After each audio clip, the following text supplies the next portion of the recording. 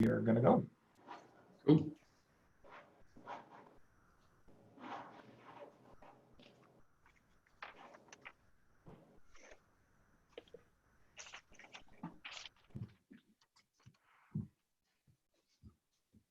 Hello, everybody. Welcome here. If you guys want to use the chat box and just let us know where you're from. If you're an ILEA member, tell us what chapter you're from. We're just going to give a couple minutes to let everybody get in and get comfy.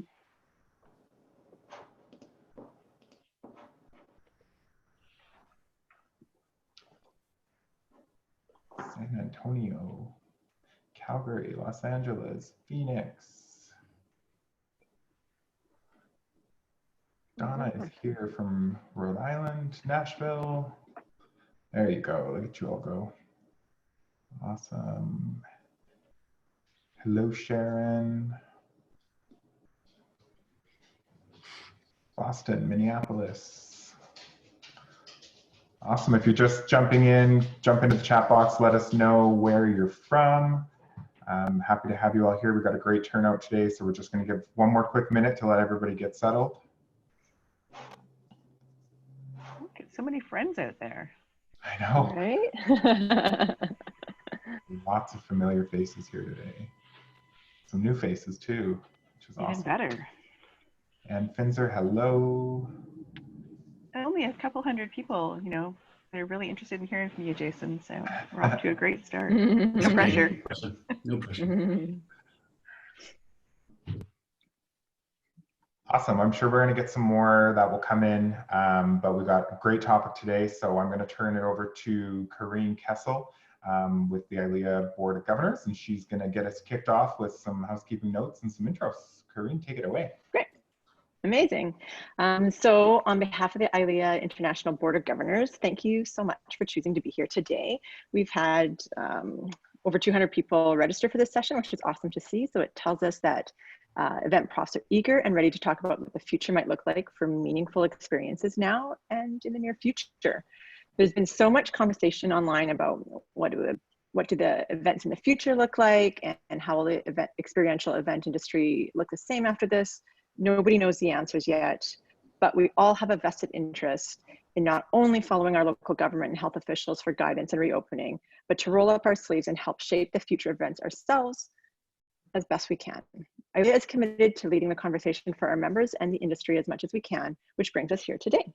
I'm so excited for this conversation with two highly regarded and world-renowned event profs that we are lucky to have with us here. So let's get started.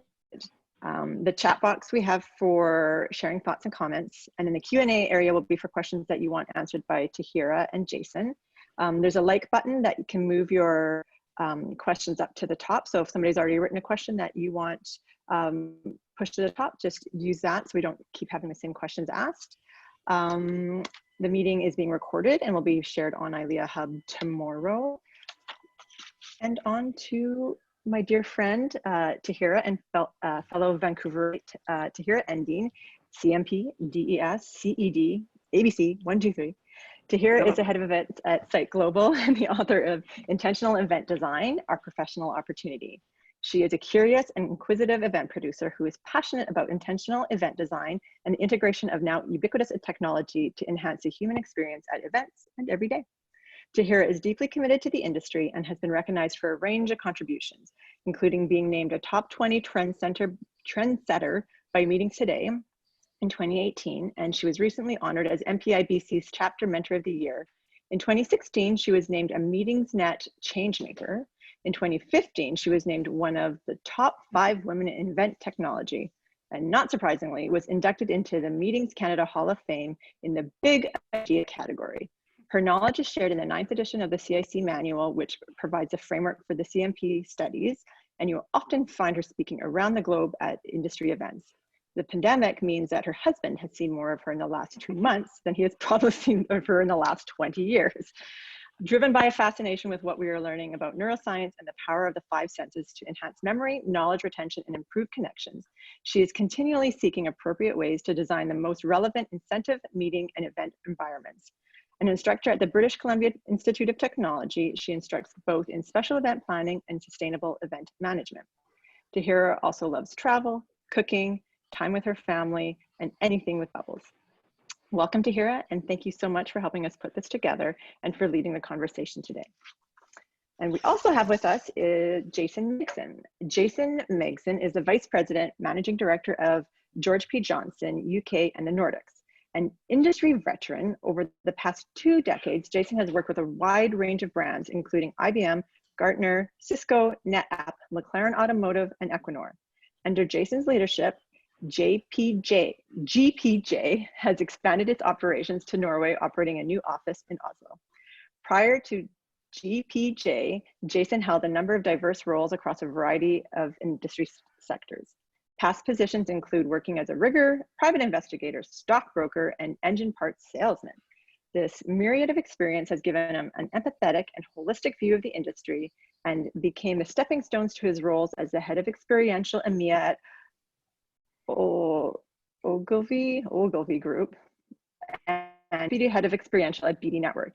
In addition to this, he was also the founder and managing partner at WeFew. In the events world, he has worked among some of the most iconic brands in food and beverage, gaming, and the telecommunication space, including but not limited to Coca-Cola, Nestle, Heineken, Corona, Nintendo, Aftershock, Vodafone, and British Telecom. Jason is a member of EMEA board at Project Worldwide and the Trailblazers Industry Advisory Board for Event Industry Apprentices. In 2017, he was recognized by Campaign Magazine's Industry Influencers Event 100 list. It's an incredible accomplishment list from both of you. So please tell us smart things. Over to you, Tahira. And like, we sound credible, Jason, so we better not screw this up. Yeah. So, testing my reading skills. right? So Jason, you and I had the pleasure to meet on an ILEA Global Summit in 2016, just after IMEX Frankfurt. So of course, this week is Planet IMEX instead of IMEX Frankfurt. So my first question, that's the most important question, is, we were in Edinburgh, and they had that really fabulous gin that was distilled down the street. So where is our gin and tonic? I mean, I know it's only 11 a.m. for me, but seriously. I know, you're right. Where are the gin and tonic coming? Right, and I think we need them now more than ever. So tell us a little bit about what's your day-to-day like now in the role of Experiential? What's happening? Well, right now it's a little bit weird, but we'll probably talk about that a little bit more later on in the discussion.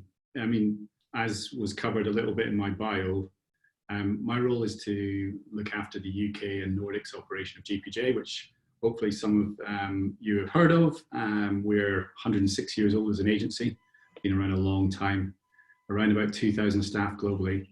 And I'm responsible for the largest office outside North America, which is a little bit of a hub for our footprint in Europe, Middle East and Africa. Got a wide range of skills in the business, anything from strategists to creatives, designers, registration experts, producers, technical producers, engagement specialists, emerging technology specialists. We're going to get the full kind of gambit of events and experiential talent, which is great. But I guess sort of my role there is really just to, in simple terms, create an environment for all those super skillful event professionals to do their best work, to offer them a little bit of leadership when times are good, bad, and ugly. And let's call just now a little bit ugly. And then it's, also to help sustain and grow the business overall.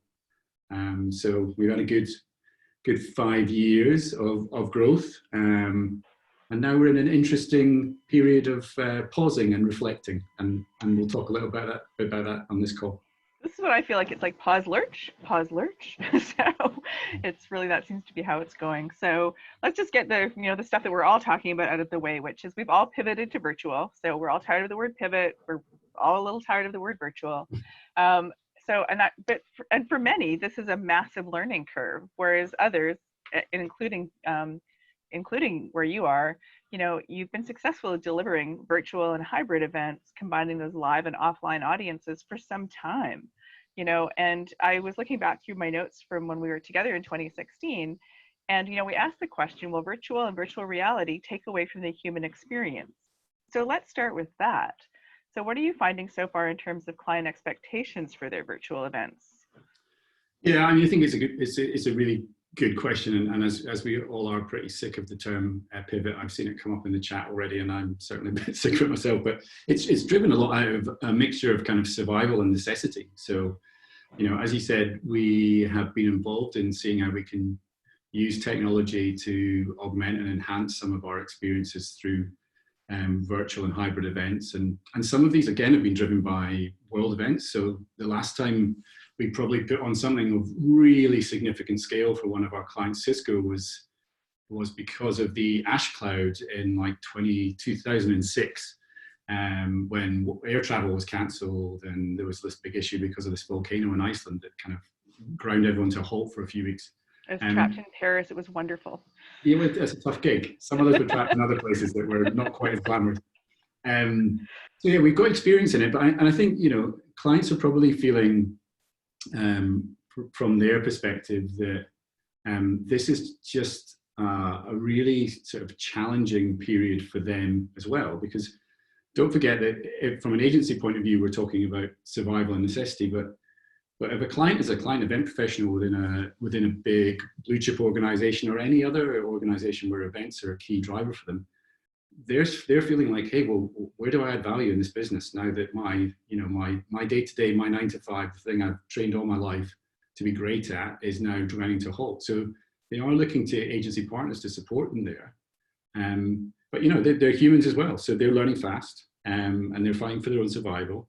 But I think they're all, on the whole, they're all sort of open-minded. They're going through that period of, you know, there's the initial like, oh, wow, this is really strange. What are we going to do next? What are you guys doing? What are you saying? What are you hearing? Looking for information. And then they're saying, okay, well, tell me about your experience. How does this work? And there's a whole sort of mixture of areas where we're helping them to hone in on where it is they actually need our support. Because it could be something which is really holistic. It could be about the whole experience design, where actually they need to do some really sort of deep strategy work and understand what their brief is before they even get to how they execute. But others are quite far down the track, and they're trying to sort of implement a playbook from the real world into the virtual world. So they're saying, hey, well, I just need you to help me with the storytelling in a different environment, or I need you to really help me with my production values when I'm doing something which is driven predominantly by broadcast and technology. Or, do you know what? Well, how does this technology work? Because I've got no idea what these platforms are and what they can do. So they're on the whole asking for different things, and we're trying to help them in all those different areas. And I think it's really important, because it is, meetings are still meetings, and so it's starting with that why and understanding the why. Now, I know that, certainly our meeting and event clients in those internal departments understand a lot of what this is, but are you finding that the people that they're reporting to are anticipating all of a sudden that digital is going to cost a lot less and be a lot easier, and also deliver some of those same or similar results? Yeah, I think there's that challenge with some of our clients' internal stakeholders. I think we can't really sort of escape from the fact that, in essence, because you're moving away from, especially if you're delivering an event at scale and you've been delivering that year on year, you're moving away from a lot of the big hard costs, right? So there is going to be a fundamental point where things will become less expensive, because you're not having to pay those big hard costs for a venue or your catering or your transport.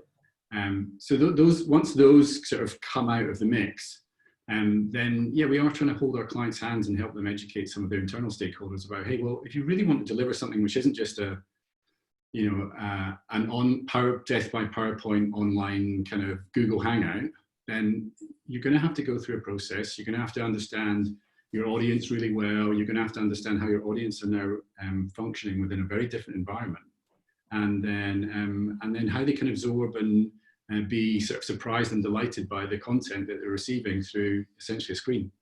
Well, and it's also when you start to get into, so you have some very large clients.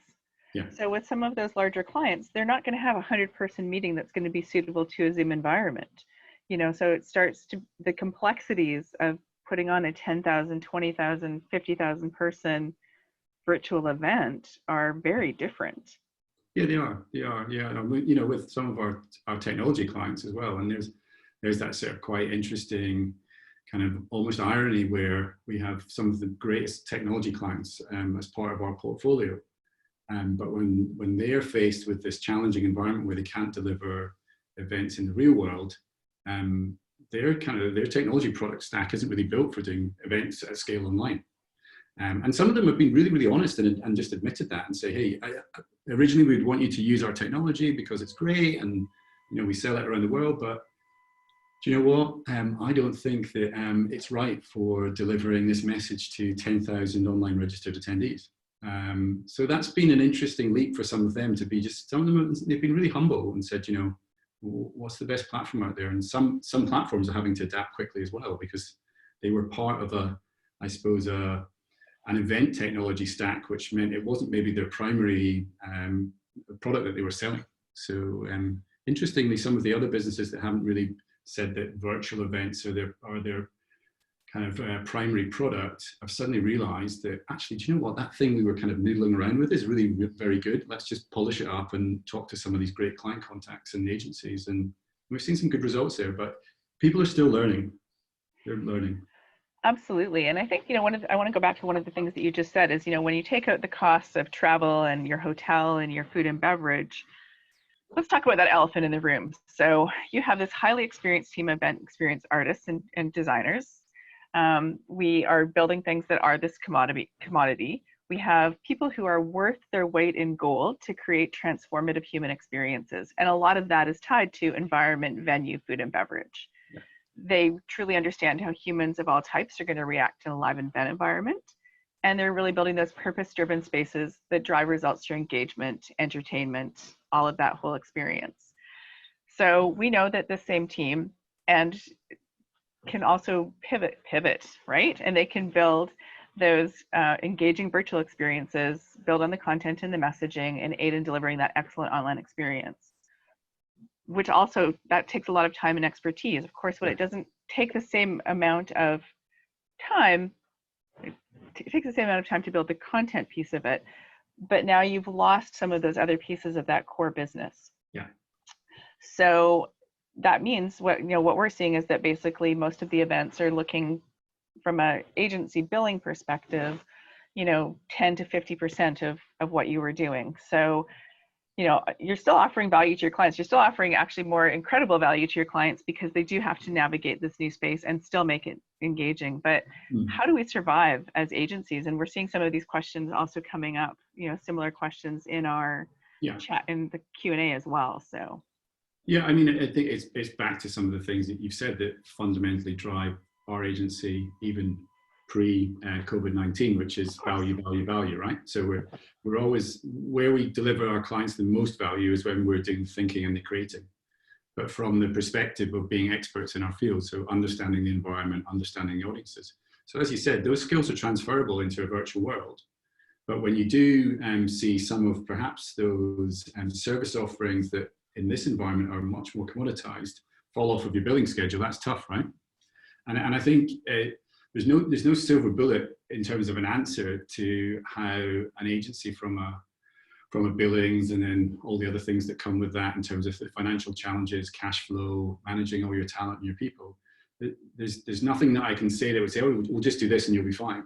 I suppose all I would say is that just continue to focus your agency on the fundamentals of what makes you better. What are your USPs? If your USP is you're just great at doing scale, and it's about I can do this role at $5 cheaper than that role, then in this environment you're going to really struggle, and unfortunately you're going to find that that's going to filter down to some of the talented individuals that are working in that environment, because their roles aren't going to be sustainable for as long as this kind of hiatus, this pause lasts for.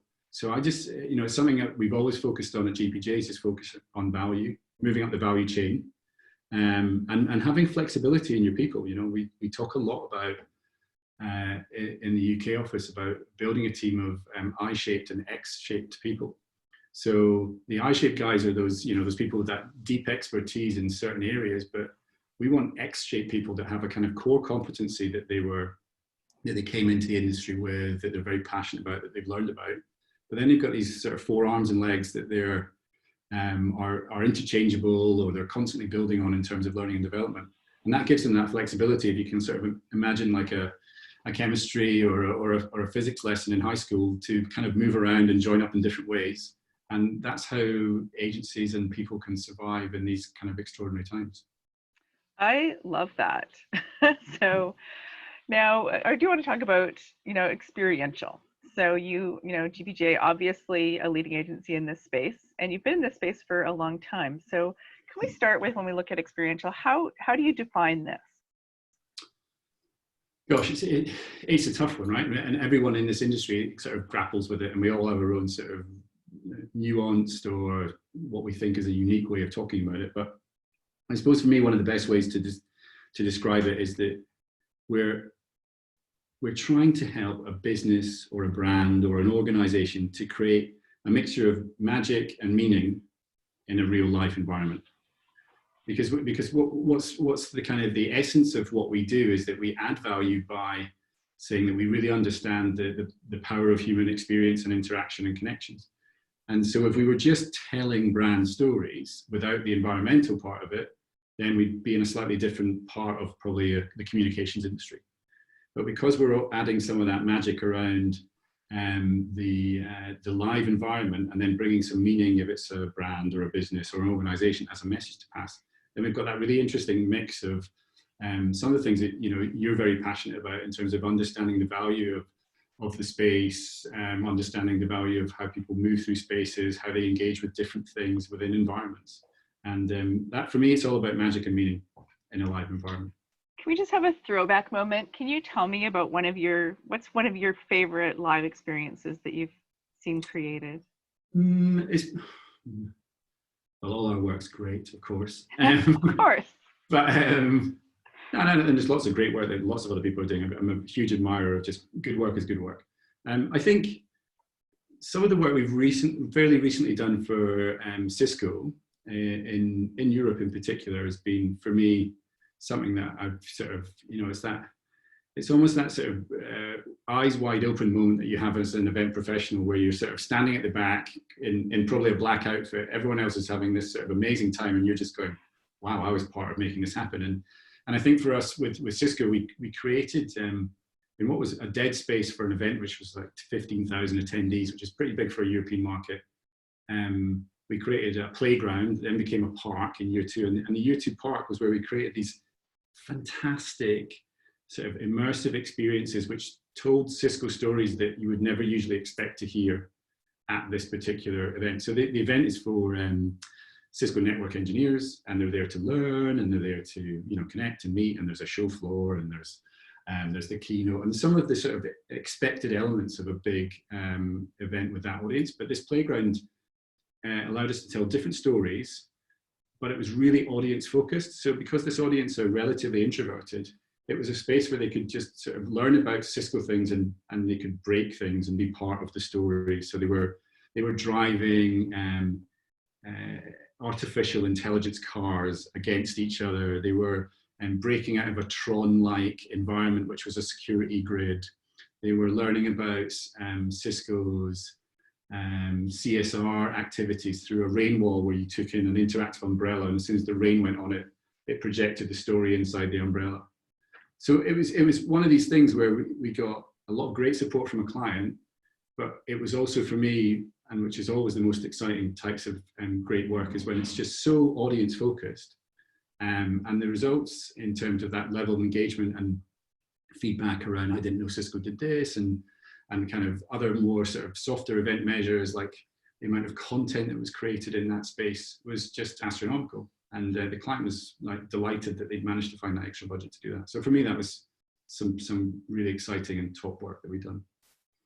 I love that, because I think it is really that it's about the integration of hard and soft, and people and technology, and how does it become seamless. One of the other things that I found in my notes was that we had this, quote that said, our essentialness is in creating space for safe, effective communication. And so now we need to create this space, not in those environments where people can touch and feel. And I love those examples, because I'd love to be standing under an umbrella and it rains and I get messaging, like, that's cool. Yeah, it was cool. And unexpected. And, so it's very difficult in a virtual environment to create unexpected.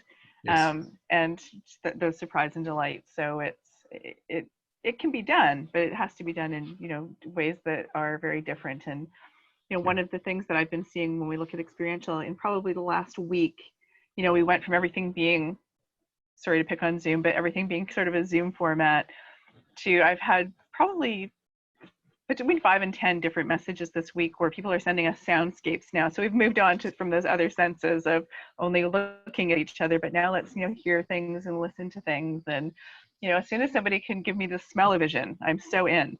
So, you know, we're definitely not there yet, but, you know, we're definitely, you know, we're seeing some things now, of course, where, you know, we're starting to see pop-up boxes arrive at your home. So you have some experience that goes along with your virtual environment. And because now we do have, I think, some budget to play with, and it's going to be about how do we as creatives take advantage of other opportunities to deliver best-in-class experiences, which is really what we're all about. So we're seeing some really good comments and some good questions coming in. So it's, you know, it says we're encouraging our clients to reinvest the event budgets were originally for F&B, travel, accommodations, physical sponsor activation into video budgets. So leveraging that medium more than they have, because they might have funds that can be reallocated, is for sure one of those things. Yeah. Then, so let's look at our crystal ball. Okay. Right. So this is the impossible question, and I'm sure that, you know, you're asked this all the time. I'm asked this all the time. You know, you work for an association, you should know. I'm like, I don't know anything. You know, I know what our members tell us and what people in the industry tell us, and we all spend a lot of time talking to each other and to people outside of our industry and to our clients, trying to figure out what it's going to look like. And we're all seeing the same patterns. You know, unfortunately, I saw that there had been a resurgence in Wuhan yesterday. You know, we talk about the second wave coming. How is that going to impact us? What does travel look like? We see so many different examples. So what we do know is that we're not going to open up and all of a sudden be doing, you know, a lot of large events again, and not in the same way. We've seen a couple of trade shows now open in Asia. We've seen Germany has said you can open for trade fairs, but not for festivals. You know, we don't really know. But, you know, as we go from events, you know, now we're going to be allowed to see our families. Mm-hmm. And then we're going to go to events with 10 people. And we're seeing some hotels in the US even now opening up with, you know, a 10-person event to 50 people. And hopefully as we get more into, you know, Q4 of this year and going into 2021, we're going to continue to grow those. So how, you know, are you working with your teams to adapt your designs to create still some of those meaningful experiential events, but that, you know, fall into some of those new rules for social distancing? And by new rules, I mean, I saw a document yesterday that was 37 pages long of, you know, what is an experience going to look like now as we come in. And, you know, we've already received our registration package, so we already have our badge on, so we've eliminated that lineup. But now we get temperature checked, and then we have to go and sit 6 feet away from each other. You know, what are some of the things that you're thinking of? Yeah, it's a good question, and it's so challenging because you start to erode some of the essence of what makes a great real life experience something that you want to attend, right? So you've got the, okay, is this going to be, you know, fun, compelling? Am I going to learn things? How can I do that sort of risk reward trade-off? And then on what underpins all of those things that you've sort of highlighted with, you know, the news flow and the uncertainty, is that never before has our entire industry been so subjected to sentiment. So, you know, how genuinely how people feel. I mean, sure, we will all in our own way with some of our own little sort of cultural nuances follow the directives from governments and from the businesses we work for, etc. But it's really, you know, when it comes down to it, we're going to be still given a choice whether we want to attend or not, right? And so if the environment that we're going into is filled with all these quite draconian and perhaps cold restrictions, then hey, you know what? I'd rather sit in a Zoom, or can someone send me the presentation? You know, I'm being facetious and extreme here, but those will be some of the choices that people are making. So I think for us, it's about making sure that we're still relentlessly focused on audience and environment, and trying to tap into that psychological part of sentiment, and the people going through this kind of mixture of being a spectrum of being scared or frustrated and anything in between. And so how does our event design and how does our experience, how is it empathetic to that, and how does it reflect some of that? So that some of those experiences, so we may have to do temperature checks, we may have to do a lot of things that are set in advance, we may have to massively shrink the numbers. But let's try and have not so much fun for the sake of it being sort of silly and frivolous, but let's just have a little bit of sort of humility and empathy for some of the fears and frustrations that people are going through at the moment. And then make sure that we, as we sort of look further ahead, that we don't ever lose the fact that the reason why we're all event professionals is because, and why our industry pre-COVID-19 was growing at such a rapid rate, and why it was such an attractive place to be, is because human experience and what we do was growing at a rapid rate.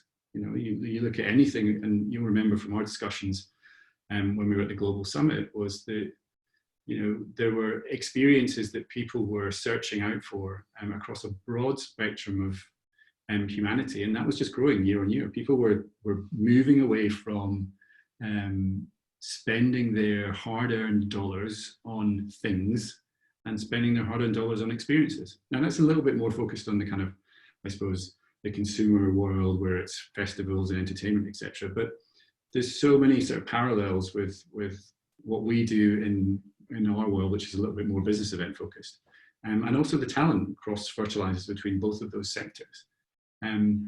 So I think sort of part of my kind of like, this is a bit of a pause. Let's make sure that we're flexible and we adapt and we're able to, as a business, move into, as best we can, anything else that the future holds for us, but never forget what kind of underpins the essence of human experience, which is the fact, the need to meet and socialize. And this will pass. It will, but what's it going to shift to? And I think your point about empathy is really important. I also think, I liked your, what you were saying about those X-shaped people and that skill development. So do you think that this is going to raise the barrier to entry for our industry, when we now have, not only did we have already an overwhelming list of things that we needed to be experts in, from finance to legal to, design, now we've added this whole new layer? It may do. I mean, I think it was a kind of, I don't know, it was both a positive thing and then sometimes a curse that the barriers to entry were low, because it just meant that, all of us, on this call could do the work that we needed to do and become, event professionals. And yes, there were things that we could do to enhance our learning and to become those that were respected as almost being at the top of our game. And I certainly know that the ILEA members, with all their sort of learning and development and all those pieces, strive to do that. But there was something quite egalitarian and nice about the fact that anyone could start up an events business. And if they worked bloody hard and they were good at what they did and learned and created great activity and experiences, then they could do well. Now I think one of the tough barriers to entry will be that financially it's going to be really tough to survive because how drawn out this is. And that's affecting businesses of all sizes, and it's been really, really tough for our business. And we're one of the sort of longest standing, most well-funded, all those things that we talk about in terms of what's attractive from being a business at scale. We're all finding it really tough, and my fear is that we'll lose some great businesses that are maybe been hit by a little bit of bad luck in terms of their event programs that were in a certain cycle. And they, for instance, I know that this year for me, we'll get through this. It's going to be tough, but that's because we had a really good first quarter. And there'll be some businesses that all their event activities in the last 2 quarters, and they're damn good agencies and damn good event businesses. And that's one of the hardest things for me to think about in terms of imagining the near future. I agree with that. So, okay, so let's get real here. You have a young family too, right? So you as you said, this is going to be tough on so many of us. So, many of your colleagues, I'm sure, have young families. I think my kids are 19 and 21, so getting through this has been much easier from the perspective of I'm not having to run around and entertain children all day, as I know many, many, many other people are. Because the reality is it's really hard. It's and then when you're trying to do that, focus on your family, focus on work, and then with all of this uncertainty, what are you doing? So I'm gonna actually, I just want to also say one of the things that really struck me when I met you was that you are such a lovely, humble leader, and I think that that's going to serve your people really, really well. So what are some of the things that you are doing to make it more viable to be part of the organization right now? I think it's sort of a bit of a buzzword for this conversation, but just to offer as much flexibility as possible. To understand that, we're a relatively flexible organization, but we still, I felt that as a business in the centre of London, which is kind of a sort of bustling economic and creative hub, and also in Oslo in Norway, that some of the times when we were in the office as a group and we were collaborating on projects and whizzing against tight timelines or creating great campaigns, that was where you sort of really, there was this kind of visceral effect of this is the agency in motion and this is fantastic. But this has also helped us to adapt to what are the great things about working remotely and flexibly. But I think the hard thing for people to adjust to, certainly from my observations here in Europe, has been having that sort of almost decompression point where you're not traveling to and from work, or you're not going into like a log cabin in the garden or whatever you're lucky enough to have in terms of that separate space. Some of our team are living in central London and they're living in quite small apartment blocks, and so we're trying to help them with as much support around well-being and giving them the space to decompress and step away from the screen, because by God, they've never been on so many video conferences or calls in their lives. And just try and have interactions either with colleagues or with their family, which means that they're not sort of stuck here holding onto a screen looking at a camera. And there's been lots of great resources from various different areas that have helped us to do that. And we're also just encouraging people just to take like proper holidays. We've got one of the things in Europe which has been certainly a little bit of a lifesaver for agencies is the governments in most of the economies in Europe have stepped in and supported with either existing or new schemes to help you with a kind of temporary layoff. So they're a kind of furlough scheme, but it's actually supported by the government. So we're able to almost sort of hibernate parts of the business in the downtime, but then still offer them the financial support so that they can still, live their lives and pay their bills and see their children, etc. So again, we're encouraging those that are in that furlough environment to keep connected, but then also do a little bit of learning, but then also just spend some time with your family. Because, we're on sort of week 8 here, and, my kids are great. I never thought they were so great. I'm getting to know them now. No, I'm joking. It's different. It's really different. It is different, but I think there is, it's going to be very rare that we ever get a time like this to spend this amount of time with people that we are stuck in a house with. And there's, you have to have patience, but there's definitely some learnings and so many positives that will come out of it, I think, to that end. So we've had a couple of good questions. There's lots of good questions, but so under the mantra of never let a crisis go to waste, this is from Jeff Frank, what learnings do you foresee or are you already gleaning to integrate into future experiential strategies and activations? So metrics or ingress, egress, or body language at your events? It was funny that, because we sort of, we went into panic mode too. We'll sort of, put our hands up and say when this first happened.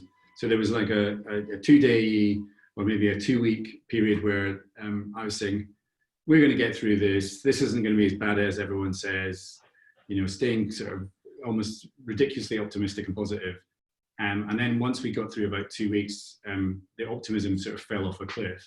I remained publicly optimistic, but I was thinking, wow, how are we going to get through this? So we did try and implement some interesting areas of where the agency could learn both from each other and externally. And then you know, we had, it's really where, you know, it's a tough one actually, because we have a strategy department, and as an events business, I used to work in communications agencies, and they were like the strategists and the creatives were like, you know, the gods. And in an events business, there was, on some days and with some clients, everyone absolutely got the value of strategists, because really they were simplifying problems for clients and for the agency. But then those that were involved in kind of more functional parts of the business, they just didn't get it. And now that we're in this sort of slightly fallow, quiet period, I've never seen our strategy team so busy, because they're helping with sort of internal learning and development. They're helping people ask clients better questions,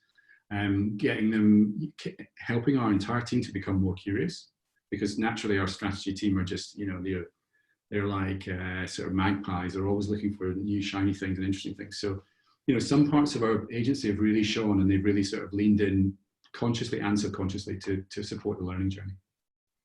I think those are my two favorite things, which is, you know, questioning and curiosity. So it's things I think about all the time, are how do we ask those beautiful questions that don't just have that yes and no answer for our clients? And, you know, how do we remain curious? You know, as earlier today, I was on a IMEX Future Leaders Forum, as obviously not as a future leader, as a leader, so, which was fun. But, you know, it's really, that's the best advice we can give them, is stay curious. You know, it's just, and stay curious, not just while you're a student, but stay curious always, because the only way that we are going to continue to grow in our industry is to understand that things are going to change, and just keep asking those questions and looking at what's new and around and interesting. Like I said, we kind of went from zoom to now this week is all soundscapes to I'm waiting for my smell-o-vision to arrive. So I think that it's really important.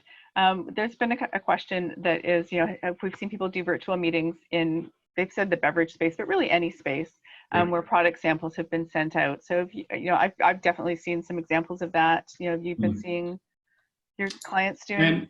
Yeah, they've been doing some interesting things in terms of trying to deliver some of the real world to the delegates. I mean, I think there's obviously going to be a little bit of a kind of cost benefit analysis. You know, my technology clients aren't going to be able to send out a server rack to every attendee. I think IBM had 90,000 registered attendees for their online Think event last week.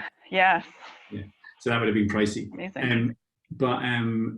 You know, there's definitely ways to do that. The beverage one's a quick win, because I think we're all sort of oscillating between being kind of Buddhist vegans and alcoholic fast food addicts over the last 8 weeks.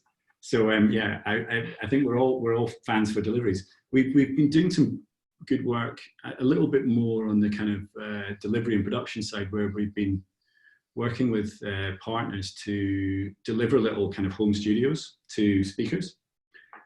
So we've been able to use, you know, fit within some of the social distancing measures, depending on the jurisdiction and the government requirements, but then also just send these kind of like really beautifully put together kind of studio in a box kits that are really enhancing the experience for, you know, what would be usually a nervous speaker at a keynote, where you'd have to, you know, work through the coaching, help them with their content. We can still do that, and we can do it virtually.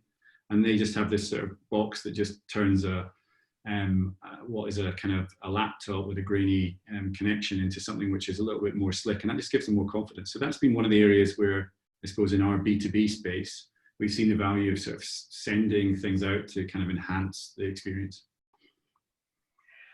So we're going to do one last question, then I'm going to turn it back to Corinne to ask some of the questions that are popping up, and Dustin, some of the questions coming up in the boxes. But if you could turn our crystal ball into a snow globe, shake it up, what would be the one magicked up game changer that you'd like to see us taking forward as an industry? Gosh. Well, if I had a game changer, I certainly wouldn't be telling everyone else, because that'd be my competitive advantage. I know, but yeah, exactly. I'll tell you something that definitely isn't going to work. I think I still go back to my sort of mantra of, you know, we need to, as an industry, continue to back ourselves. We do need to know that the value of real world experiences is not going to go away forever. And in some ways, the fact that it's very scarce at the moment is a kind of, it's marketing 101, scarcity creates value. So when we do come back, and for those of us that are, committed and stick with it and, don't go off and pick cherries or do something completely different because they've had enough of it, because it's going to be a tough few months. We'll come back stronger because, people are crying out for connections and interactions. And if we can be the facilitators for that and be the experts at that and still be passionate about that, then we'll succeed. So I think we should just continue to back ourselves, despite the fact that we feel backed into a corner. We will come out stronger. And part of the things that I'm sort of working on at the moment in the UK in the background is to try and build a little bit more of a broader coalition across the events sector that brings in not only the business events teams, but those who work in sports, community, culture, and music, to say, listen, we're all one big happy church. Let's go out and keep banging the drum about how important what we do is, and it will come back. I think one of the things we've definitely seen is, immediately people turn to, baking, and all of a sudden culinary arts are very interesting. And, it's the Instagram of the focaccia bread art, and it's, the craving for musical performances and artistic performances. And, Broadway has opened up so you can watch almost everything on Broadway. I think it's like $8 a month. It's basically the same as Netflix. You can watch Broadway plays. Yeah, So there's all of these, but the fact that humanity craves art and music and sensory experiences, I think, is going to be really important. And also, I think that with and without coalitions, people have certainly realized the value that comes from airlines and hotels and hospitality and experiences and events, and that they are actually vital to how we live as humans now. And can't really, that the value is higher than it has been recognized as being in the past, which I think is going to serve us well. So thank you, Jason. It's been so nice to see you again virtually. I'm going to turn it back to our host to go through some of these questions that we've been getting in. Awesome, thank you. So how do you get a client to understand that the need to curate the environment and experience is just as important in a virtual environment as it is in a live one? How do you deal with the intangibility of a 2D platform? I think, and it's a bit of a cheap shot, but I suspect you firstly show them something that's really bad in a 2D platform environment. And you talk about almost some of the things that don't work to help you open up a conversation about what is best practice. And don't be afraid to help clients to sort of reframe things, because they're coming to this with a certain frame of reference, right? Because it's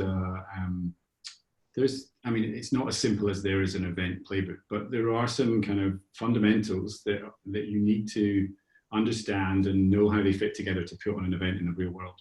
Now, there are still those fundamentals within a 2D environment, but they might be called something a little bit different. But if you can help a client understand that maybe a little bit of technology or broadcast jargon is actually the same as registration, or is the same as the opening keynote, or is the same as mixer in the evening, then you can sort of help hold their hand, and they can use that frame of reference to understand what best practice is and what it isn't.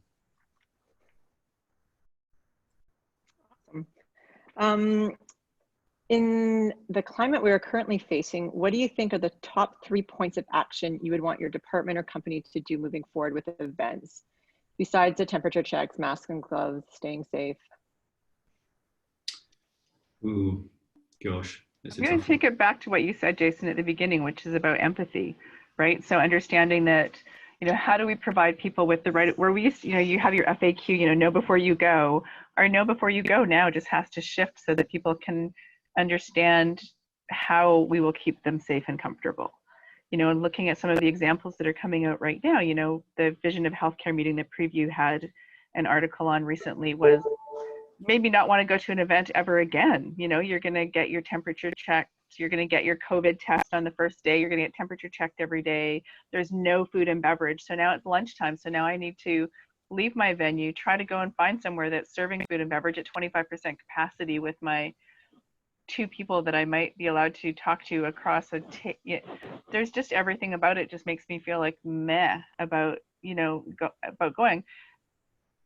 I fully appreciate they're trying to create the safest environment they possibly can, and it's a healthcare summit, and I applaud them for that. But as an attendee, I'm finding it hard to find any excitement about going.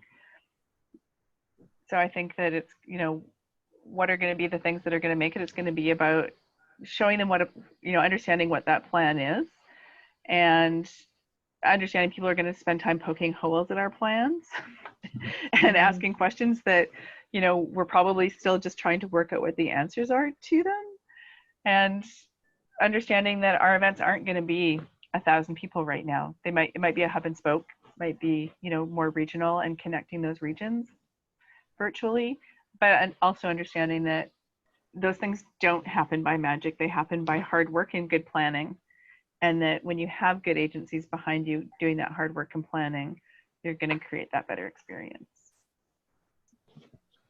That's great to hear. I couldn't agree with you more. And I think it's also fair to acknowledge that this is going to be changing. It's going to change constantly. And right when you figure it out, and right when you've got the formula down, it's going to change. And the lead up to events is going to make that even more challenging, because the plan you have today for your event next month is going to need to constantly change and shift. So I think maybe Tahira, maybe you can help us answer this. Anonymous attendee asked us a question. How can industry associations like ILEA best support the industry at this time? I think everyone— You're part of SITE. That's right. I am part of SITE, so yeah. But I think, SITE, ILEA, MPI, PCMA, IACC, everybody across our entire industry, if we look at the Events Industry Council being an umbrella organization of 35 organizations, all of those organizations are working together to be part of the development of the Event Safety Alliance. So developing those 35 pages of guidelines. Lobbying government. So we've got, specific groups who are lobbying governments around the world, whether those are Meetings Mean or Events Industry Council. Everyone is doing that. Members might not see that, but everyone, that's happening. As you said, Jason, what you're doing with, looking at cross-industry organizations in the UK, that's happening around the world. Everybody has opened up their education. Everybody's offering more education and more conversations like this. So take advantage of that. As you said, Jason, when you've got, it is inevitable that there are going to be people who are furloughed, laid off, put on part-time hours. That's opportunity to learn new skills and opportunity to beef up things you're actually really interested in, and, potentially, and become more of that X, or become more of that I, and go deeper into something that, you really feel passionate about. And everyone's doing it. And so I think as long as you take the time to look at the resources, it's a question I get asked probably twice a day from people who, and not members, but just, people that I know in the industry, where can I go? And the answer is there's so many places to go. And we're all continuing to evolve the education and the conversations that we're having to provide good information. So. Awesome. I think that is a perfect spot to end an awesome webinar. Thank you both for taking the time for our audience. I know I took some great things away from that, and I'm sure everybody else did as well. Just before we let everybody go, we're going to tell you what is going on in our world. So I'm going to kick it back to Corinne to tell you what's coming up. Great. So just a reminder that you can sign up for upcoming webinars at the ILEA Hub on our resources page. Next, we have on Tuesday, May 19th at 1 p.m. Central, Optimizing Your Digital Presence During COVID-19 with Nikki Knuckles, who is the creative director of Doodle Dog Creative in Austin. And she will take us through website audits and digital strategy and provide us with tools that we can do right now to help improve our digital presence. And then on Friday, May 22nd, that same week, we will have a Clear Head, Strong Mind session, which is part of a mindfulness series facilitated by certified performance coach Angela Braun, who is a past chair of the ILEA Canada affiliate, which will bring our community together to enter into the weekend with a clear head and renewed energy. And as mentioned before, you can visit ILEA Hub for a collection of resources related to COVID-19. The page will be updated regularly. It's where you go to join future webinars, and all the recordings will be posted as well. We encourage you to utilize the ILEA community open member forum to share your thoughts with fellow ILEA members. And as well, on social media, we have the ILEA member Facebook page or Facebook group. And then you can follow us on Instagram to see up-to-date info on the upcoming webinars and Zoom meetings. And if you missed part of this, or you have things that want to listen in, it will be posted tomorrow to ileahub.com on our resources page. So have a great day and enjoy the rest of your week. Thank you so much. Awesome. Thank you, everybody, again. Thanks, Jason. Thanks, Tahira. Thank you.